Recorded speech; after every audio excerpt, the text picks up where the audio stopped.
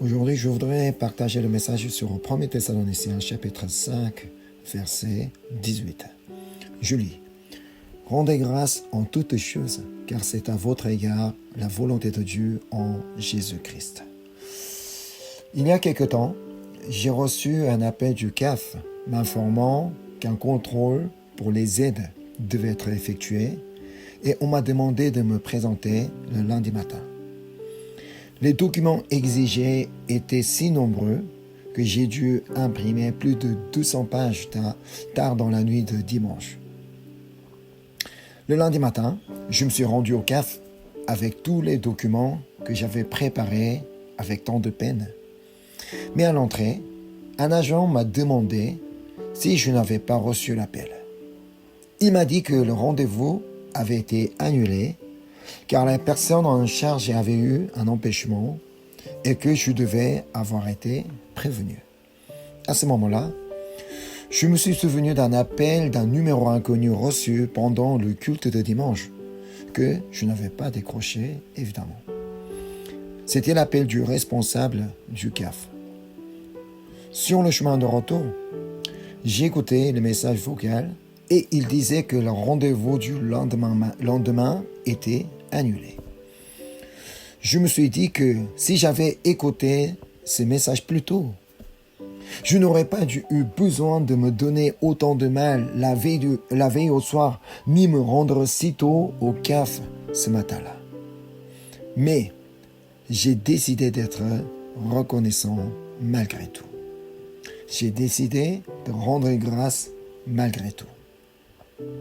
Me blâmer ou en vouloir aux responsables qui avaient appelé pendant le culte ne changerait rien. Les plaintes ou les reproches n'auraient fait qu'empirer mon humeur. Alors, me souvenant des paroles, rendez-vous en toutes choses, j'ai remercié et j'ai ressenti une paix intérieure. Cet après-midi-là, le responsable m'a appelé. Il s'est excusé pour l'annulation de rendez-vous et m'a demandé si j'étais disponible le lendemain matin. Quand j'ai dit oui, il m'a proposé de faire l'entretien par téléphone pour m'éviter de revenir au CAF. Pendant un instant, je me suis demandé, si c'était possible par téléphone, pourquoi m'avoir fait venir? Mais j'ai rapidement choisi d'être reconnaissant de pouvoir le faire par téléphone. Ensuite, il m'a demandé de lui envoyer tous les documents par mail. Ce qui voulait dire que je devais à nouveau scanner plus de 200 pages. Encore une fois, une pensée m'a traversé à l'esprit. N'aurait-il pas été plus simple de se revoir directement sur place? Mais je me suis dit, scanner, ce n'est pas si compliqué. Je vais être reconnaissant. Comme les fichiers étaient trop volumineux, j'ai dû les envoyer en plusieurs mails, diviser, partager et même en compresser certains pour réussir à tout transmettre. Le lendemain, l'entretien s'est terminé par un court appel téléphonique d'environ 3 minutes. En raccrochant, je me suis dit, mais c'est tout. Mais j'étais encore une fois reconnaissant que tout se soit finalement terminé plus simplement que prévu. L'action de grâce est un choix. Ce n'est que lorsque je choisis de rendre grâce que je peux vraiment être reconnaissant. Ça ne se fait pas automatiquement. Nous connaissons bien le verset « Rendez grâce en toutes choses », mais mener une vie de reconnaissance en toutes circonstances n'est pas chose facile. C'est pourquoi il est nécessaire de s'exercer pour pouvoir rendre grâce en toutes choses. C'est précisément pour cela que je dis que l'action de grâce est une compétence. Tout comme un chanteur doit sans cesse s'entraîner et faire des efforts pour avoir une bonne compétence, Tout comme un footballeur doit s'exercer sans relâche pour améliorer sa compétence, l'action de grâce aussi demande un entraînement. Nous devons nous exercer à exprimer fréquemment notre reconnaissance. Pourquoi devons-nous être reconnaissants en toutes choses? Parce que c'est la volonté de Dieu en Jésus-Christ. La volonté de Dieu pour nous en Jésus-Christ. Parce que rendre grâce en toutes circonstances est la volonté de Dieu, nous devons devenir des personnes qui pratiquent cette action de grâce en toutes choses. Et pour cela, un entraînement répété est nécessaire, car c'est par la répétition que notre capacité à être reconnaissant grandit. Dans Éphésiens chapitre 5, verset 1, il est dit « Devenez donc les imitateurs de Dieu, comme des enfants bien-aimés. » En d'autres termes, cela signifie que nous devons devenir des imitateurs de Dieu, nous devons ressembler à Dieu. Mais devenir semblable à Dieu, cela signifie, comme le montre le verset suivant, aimer comme Dieu nous a aimés. Et marcher dans la charité, à l'exemple de Christ, qui nous a aimés et qui s'est livré lui-même à Dieu pour nous comme une offrande et un sacrifice de bonheur. Dieu est amour. Il est donc évident que pour lui ressembler, nous devons marcher dans l'amour. Marcher dans l'agapé. Sans amour, il nous est impossible de ressembler à lui. C'est pourquoi Dieu nous a dit « Tu aimeras le Seigneur ton Dieu de tout ton cœur, de toute ton âme et de toute ta force. » Car ce n'est qu'en aimant Dieu de tout notre cœur, de toute notre âme et de toute notre force que nous pouvons réellement lui ressembler. Mais cela ne s'arrête pas à l'amour pour Dieu. Notre Seigneur nous demande aussi d'aimer notre prochain comme lui nous a aimés. C'est ce que Jésus a dit dans Jean chapitre 13, verset 34. « Je vous donne un commandement nouveau. Aimez-vous les uns les autres. Comme je vous ai aimé, vous aussi aimez-vous les uns les autres. » À ce stade, une question se pose naturellement. Comment puis-je aimer mon prochain? Oui, il existe sans doute plusieurs façons d'aimer son prochain, mais l'une des meilleures consiste à exprimer de la gratitude envers lui. Au lieu de paroles blessantes, Éphésiens chapitre 5, verset 4 nous encourage à prononcer des paroles de reconnaissance. C'est ce qu'on peut lire Éphésiens 5, verset 4. Qu'on n'entende ni paroles déshonnêtes, ni propos insensés, ni plaisanteries, choses qui sont contraires à la bienséance. Qu'on entende plutôt des actions de grâce. Il est dit de ne pas prononcer de paroles qui n'apportent aucune grâce à ceux qui écoutent. En d'autres termes, ne dites pas des paroles qui pourraient blesser ceux qui les entendent. Mais le problème, c'est que nous ne parlons généralement pas dans le but de blesser quelqu'un. On ne parle pas forcément pour blesser quelqu'un, même sans aucune mauvaise intention. Même si ce n'est pas notre objectif, il arrive que nos paroles fassent du mal à quelqu'un. Alors, que devons-nous faire? N'est-ce pas ici que la réponse est clairement donnée?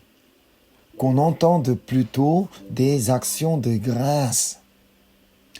Exprimer de la gratitude envers quelqu'un ne risque pas de le blesser, n'est-ce pas? Bien sûr, une gratitude vide de sens ou de sincérité peut parfois être mal perçue comme « Ah oui, merci, tu sais, merci, sans conviction. » Mais une reconnaissance sincère touche toujours le cœur de l'autre. C'est précisément ce qu'enseigne Éphésiens 4, verset 29. Qu'il ne sorte de votre bouche aucune parole mauvaise, mais s'il y a lieu, quelques bonnes paroles qui servent à l'édification et communiquent une grâce à ceux qui l'entendent. En réalité, pour pouvoir prononcer des paroles qui apporte la grâce à ceux qui entendent. Il est essentiel que la gratitude soit déjà ancrée en nous par l'entraînement. C'est vraiment important que l'action de grâce soit déjà placée en nous par l'entraînement. Cela signifie que nous devons avoir développé une capacité à être reconnaissant, à rendre grâce. Car ce qui est en nous finit toujours par sortir de notre bouche. Si la colère remplit notre cœur, alors nos paroles finiront par devenir plaisantes. Si l'inquiétude nous habite, nous ne pourrons nous empêcher de la verbaliser. Mais si la gratitude remplit notre cœur, alors c'est la reconnaissance qui jaillira naturellement de notre bouche. C'est pourquoi Jésus lui-même l'a dit. Dans Luc chapitre 6, verset 45, « L'homme bon tire de bonnes choses du trésor de son cœur, et le méchant tire de mauvaises choses de son mauvais trésor, car c'est de l'abondance du cœur que la bouche parle. » C'est pourquoi ce que nous laissons s'accumuler dans notre cœur est si important. Si nous y accumulons des plaintes, alors ce sont des plaintes qui sortiront de notre bouche. Si nous y accumulons de la haine, ce sera la haine qui s'exprimera. Si nous y accumulons de l'agacement, ce sont des paroles agacées qui en découleront. Mais si nous y accumulons de l'amour, que croyez-vous qu'il en sortira? L'amour, bien sûr. Et si nous y accumulons de l'action de grâce, c'est la reconnaissance qui jaillira naturellement. Alors dès aujourd'hui, entraînons-nous à développer notre capacité à rendre grâce. Car rendre grâce en toutes choses est la volonté de Dieu. Mais alors, comment pouvons-nous cultiver cette attitude à l'action de grâce? Avant tout, un entraînement régulier est essentiel. Et pour cela, il faut commencer par reconnaître et apprécier les choses simples du quotidien. La semaine dernière, en allant chercher ma fille Samuel à l'école qui est en maternelle actuellement, j'ai vu des dessins faits par les enfants de sa classe. Cela m'a rempli de gratitude et j'aimerais vous en montrer par cette image, la photo que j'ai prise. Parmi ces dessins, le dessin en jaune est celui de ma fille Samuel. Savez-vous pourquoi j'ai été tellement reconnaissant? Parce qu'il y avait un message, parce qu'il y avait un visage souriant dessiné. Depuis mon enfance, je me disais, si un jour je devenais père, j'aimerais être un papa qui fait sourire ses enfants dès qu'il le voit. Bon, aujourd'hui, il a parfois un petit sourire mon cœur, mais je pense avoir quand même réussi un peu à être ce genre de papa. Et rien que de voir ce visage souriant dessiné par Samuel, j'ai ressenti beaucoup de reconnaissance. J'ai dit, merci Seigneur. Parce que cela montrerait aussi qu'à l'école, il vit avec un cœur joyeux. Nous n'avons pas besoin de chercher bien loin pour être reconnaissants. Si nous apprenons à dire merci pour les choses les plus simples, nous réaliserons à quel point notre vie est remplie de raisons de rendre grâce. C'est pour cela que Colossiens chapitre 2 verset 7 nous dit ceci. Étant enracinés et fondés en lui et affirmés par la foi d'après les instructions qui vous ont été données et abondez en actions de grâce. Abondez en actions de grâce. En lisant ce verset, on pourrait se dire, mais moi, je n'ai pas tant de raisons d'être reconnaissant. Alors comment puis-je abonder en actions de grâce? Mais cela n'est pas vrai. Notre vie regorge des raisons d'être reconnaissant. C'est simplement que nous cherchions souvent ce qui nous manque, au lieu de chercher ce qui mérite notre action de grâce. Même ici et maintenant, nous pouvons trouver des raisons de dire merci. Nous pouvons remercier simplement pour le fait d'être en vie. Nous ne sommes pas ici parce que nous avons décidé de vivre aujourd'hui, mais parce que Dieu, dans sa grâce, nous a permis de vivre encore ce jour. C'est lui qui a permis à nos yeux de s'ouvrir ce matin. C'est par sa grâce que nous sommes réunis ici. C'est Dieu qui a permis que notre cerveau fonctionne, que notre cœur batte, que nos organes accomplissent leurs tâches, que nos mains et nos pieds soient en mouvement. C'est pour cela que nous pouvons être ici et là aujourd'hui. Alors oui, nous pouvons être reconnaissants. Nous avons de quoi rendre grâce au Seigneur. Nous pouvons aussi remercier Dieu de nous avoir donné un lieu de culte, de nous avoir permis de faire partie d'une communauté avec qui partager la louange et pour la grâce de pouvoir l'adorer librement.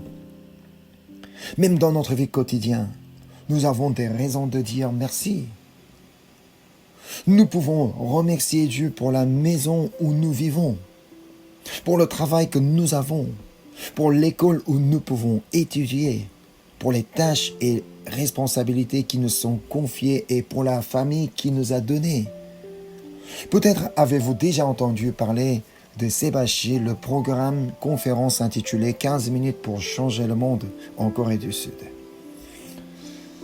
Beaucoup d'entre vous, beaucoup d'intervenants qui viennent partager leurs expériences, peut-être en apportant quelques témoignages. Dans l'une de ces conférences, un intervenant racontait avoir rencontré une véritable légende de l'action de grâce. Il s'agissait de sa belle-mère. En fait, il a un beau-frère, un homme atteint d'un handicap mental qui a 28 ans, avait encore une intelligence équivalente à celle d'un enfant de 2-3 ans. À cause de cela, les beaux-parents de l'intervenant, c'est-à-dire le père et la mère de cet homme, n'ont jamais pu passer de temps seuls ensemble car ils ont dû s'occuper en permanence de leur fils atteint. L'intervenant disait alors avoir souvent pensé à quel point la vie devait être dure, surtout pour sa belle-mère, qui devait s'occuper de son fils jour après jour sans relâche. Mais un jour, il a été surpris d'entendre ces paroles bouleversantes de sa belle-mère. « Je suis une personne très heureuse. » Parce que les enfants, rien qu'en les regardant, mettent de la joie dans le cœur des gens. Et moi, j'ai la chance de vivre toute ma vie aux côtés d'un enfant. C'est pourquoi je suis tellement reconnaissante de pouvoir passer mes journées avec un fils comme lui. En fin de compte, tout dépend du regard que nous posons sur les choses. Cela peut nous permettre d'être reconnaissants ou au contraire de ne pas l'être. Si cette maman avait uniquement focalisé son regard sur le handicap de son fils, elle n'aurait jamais pu vivre dans la gratitude. Mais parce qu'elle regardait uniquement ce qu'elle pouvait recevoir grâce à son fils, elle a pu cultiver une vie remplie d'actions de grâce. Ainsi, où nous posons notre regard est une importance capitale. Regardez cette image. Là, vous allez le voir. Si, comme un pessimiste, nous nous concentrons uniquement sur ce qui nous manque, nous finirons par ne plus trouver aucune raison d'être reconnaissants. Mais si, comme un optimiste, nous focalisons notre regard sur ce que nous avons, alors non seulement nous pourrons être reconnaissants, mais nous pourrons même abonder de l'action de grâce. J'ai un refrain d'hymne que j'aime beaucoup et il dit ainsi: compte les bienfaits de Dieu, mets-les tous devant tes yeux, tu verras en adorant combien le nombre en est grand. Ça me donne un grand plaisir de le chanter. Alors, voyons ensemble à quel point la grâce que Dieu nous a accordée par sa parole est grande et merveilleuse. C'est ce qu'on peut lire dans Romains chapitre 5, verset 8. Mais Dieu prouve son amour envers nous, en ce que lorsque nous étions encore des pécheurs, Christ est mort pour nous. Nous étions encore des pécheurs, sans aucune valeur pour mériter l'amour. Mais Jésus-Christ, par sa mort, nous a montré combien son amour est grand. C'est par le sacrifice de Jésus-Christ pour nous que nous avons obtenu le salut. C'est ce que dit Éphésiens chapitre 2, verset 8. Car c'est par la grâce que vous êtes sauvés, par le moyen de la foi. Et cela ne vient pas de vous. C'est le don de Dieu. C'est le cadeau que Dieu nous a donné. Dieu nous a donné un cadeau immense que personne d'autre ne peut offrir. Il nous a accordé une grâce extraordinaire en nous donnant Jésus-Christ. Et il permet à tous ceux qui croient en Jésus-Christ d'obtenir le salut. Il a pardonné un pécheur commun. Il a lavé mes péchés par le sang de Jésus-Christ et désormais il m'a donné le droit de devenir enfant de Dieu. C'est ce que dit Galates chapitre 4 verset 6. Et parce que vous êtes fils, Dieu a envoyé dans nos cœurs l'esprit de son Fils, lequel crie « Abba Père ». Celui que nous appelons Père est le Tout-Puissant, l'Omniscient, celui dont la sagesse est infinie. Notre Père est ainsi. Quelle raison merveilleuse d'être reconnaissant. Pour que nous puissions l'appeler ainsi, qu'y a-t-il envoyé habiter dans notre cœur? Il nous a envoyé l'Esprit du Fils, c'est-à-dire le Saint-Esprit. Rien que le fait que le Saint-Esprit soit venu habiter en nous est une raison d'action de grâce. Car c'est par l'Esprit Saint que nous confessons que Jésus est Seigneur. C'est par l'Esprit Saint que nous comprenons la parole de Dieu et c'est par l'Esprit Saint que nous connaissons la volonté de Dieu. Autrement dit, lorsque nous perdons l'action de grâce, c'est lui qui parle en nous pour nous faire retrouver cette gratitude. C'est ce qu'on peut lire dans 1er Épître de Jean, chapitre 2, verset 27. Pour vous, l'onction que vous avez reçue de lui demeure en vous, et vous n'avez pas besoin qu'on vous enseigne, mais comme son onction vous enseigne toutes choses, et qu'elle est véritable et qu'elle n'est point un mensonge, demeurez en lui selon les enseignements qu'il vous a donnés. Amen. Autrement dit, lorsque nous sommes remplis de l'Esprit Saint, notre capacité à rendre grâce ne peut que croître. C'est pourquoi nous devons prier chaque jour pour être remplis de l'Esprit Saint. C'est aussi pourquoi nous devons venir en présence de Dieu pour adorer et pourquoi nous devons lire et méditer la parole de Dieu chaque jour afin d'être remplis de l'Esprit Saint. Si nous vivons chaque jour en réalisant combien la grâce que nous avons reçue est grande et abondante, et si nous menons une vie de gratitude, notre vie débordera d'actions de grâce et notre capacité à rendre grâce grandira, nous faisant devenir des personnes qui rendent grâce en toutes choses. Ainsi, à partir d'aujourd'hui, pour développer votre capacité à rendre grâce, entraînez-vous à remercier même pour les petites choses chaque jour. Comptez les grâces que vous recevez, que vous avez reçues et que vous recevez actuellement. Remerciez chaque jour pour ces grâces. Et en remerciant en toutes choses, puissiez-vous, vous et moi, accomplir la volonté de Dieu, ce qu'est rendre grâce en toutes choses. Je vous bénis au nom de Jésus-Christ. Amen. Je vous invite à la prière. Seigneur, merci. Merci pour ta grâce. Merci pour ton amour. La grâce que tu nous déverses chaque jour est tellement grande et tellement nombreuse.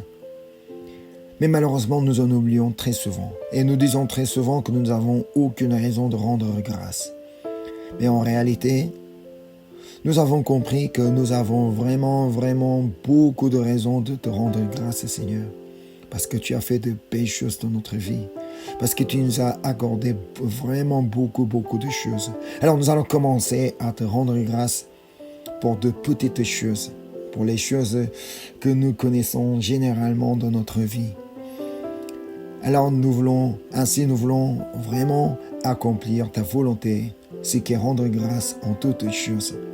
Saint-Esprit, aide-nous à rendre grâce en toutes circonstances et vivre avec ces actions de grâce dans notre vie. Merci pour le message que tu nous as donné. Merci pour ton amour encore une fois. Merci pour tout ce que tu vas encore réaliser dans notre vie. Je te prie au nom du Seigneur Jésus-Christ. Amen.